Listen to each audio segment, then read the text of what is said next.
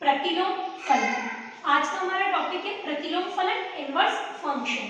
यदि कोई फलन f सेट A से सेट B में एक ही आच्छादक फलन है तो f का प्रतिलोम फलन f इनवर्स से डिनोट किया जाता है और f इनवर्स सेट B से सेट A में परिभाषित होने वाला वह फलन होगा जिसमें fa बराबर b हो तो f इनवर्स b बराबर a। इसको क्या बोलते हैं? जैसे a का प्रतिबिंब है b तो b का पूर्व प्रतिबिंब क्या हो जाएगा? a। यानी कि अपन f इनवर्स b को क्या बोल सकते हैं? b का पूर्व प्रतिबिंब है a या फिर b का प्रतिलोम है a। दो प्रकार से बोल सकते हैं।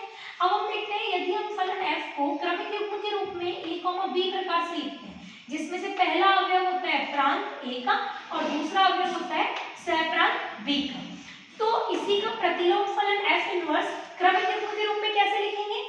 यदि a b कोई एक क्रमिक युग्म f में है तो f इनवर्स में इसी का रिवर्स ऑर्डर लिख देंगे, यानी कि b को फर्स्ट और a को सेकंड ऑर्डर में लिख देंगे। इस प्रकार से यदि हमें ज्ञात करना हो कि f इनवर्स का प्रांत क्या है, परिसर क्या है, जैसे अपन ने फलन f का प्रांत और परिसर कैलकुलेट करना सीखा है, ऐसे अपन इसकी हेल्प से f इनवर्स के प्रांत और परिसर देखेंगे। तो f इनवर्स का प्रांत होता है f का परिसर और f इनवर्स का परिसर होता है f का प्रांत। क्यों? क्योंकि यहाँ पे f a से b में था तो a जो प्रांत था वही f इनवर्स का क्या बन गया? सहप्रांत। तो यहाँ रिवर्स हो गए, इसीलिए यहाँ प्रांत और परिसर भी रिवर्स हो जाएंगे।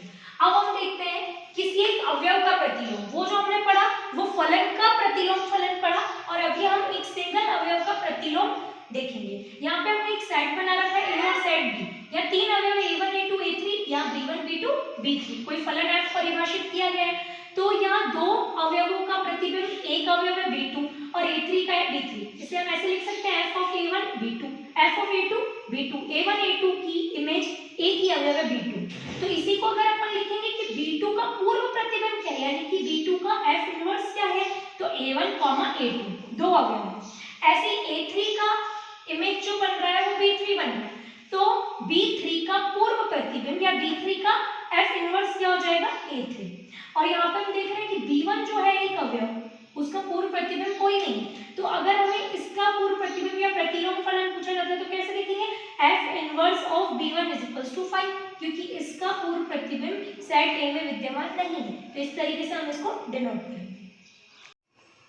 इनवर्स फंक्शन हमने पढ़ लिया, अब इसके बाद में हम इस पे बेस्ड एग्जांपल करेंगे।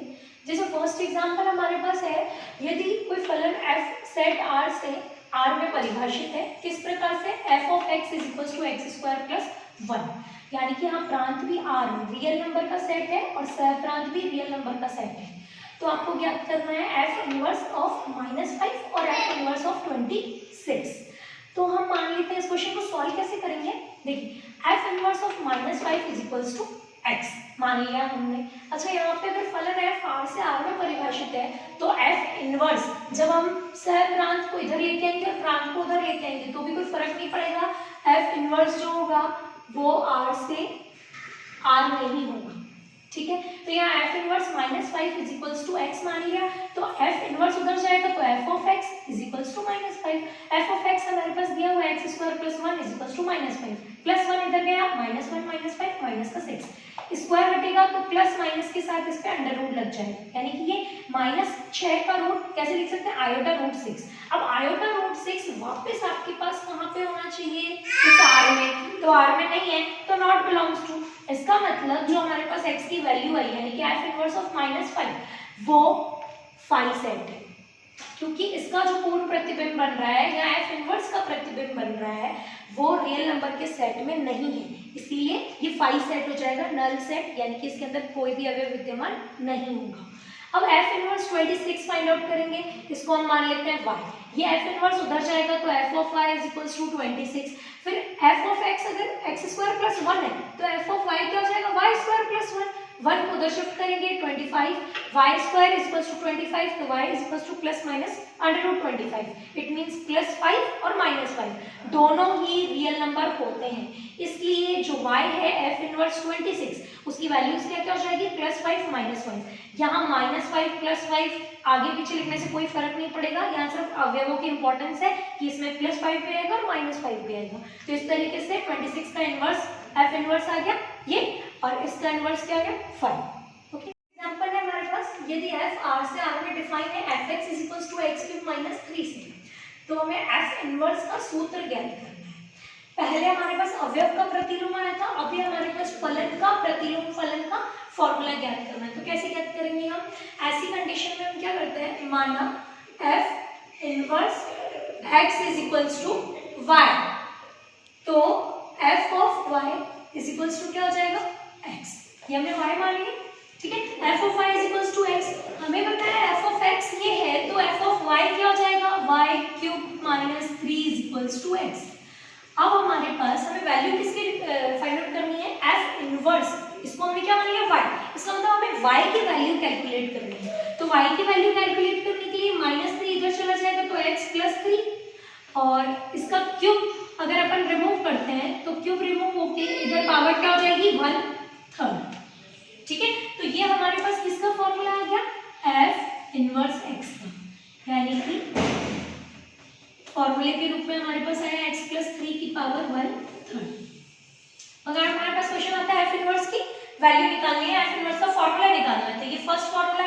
इसके बाद अगर आपसे पूछा जाए कि f इनवर्स 24 की वैल्यू कैलकुलेट करो, तो हम क्या कर सकते हैं, हम इसमें डायरेक्ट करके भी कैलकुलेट कर सकते हैं। जैसे f इनवर्स x + 3 की पावर 1/3 है, तो इसमें 24 पुट करेंगे तो क्या हो जाएगा 24 + 3, तो 27 की पावर 1/3 कितनी होती है 3, और यहाँ पे हम देख रहे हैं कि 3 r में है, तो इसका मतलब इसकी वैल्यू हो जाएगी f इनवर्स 24 = 3। और अगर आपसे प्रतिलोम फलन नहीं पूछा जाता है तो आप पहले वाले मेथड से डायरेक्ट इसको कर सकते हैं, f इनवर्स 24 को x मान के उस तरीके से भी कैलकुलेट कर सकते हैं। और अगर आपसे पहले फॉर्मूला पूछ लिया जाए कि f इनवर्स का फॉर्मूला ज्ञात करो, तो पहले इस तरीके से करते हैं, और डायरेक्ट इसमें 24 का पूछ रहे हैं, 3 का पूछ रहे हैं, तो वो आप वैल्यू पुट करते जाए और इसको सॉल्व करते हैं। ओके।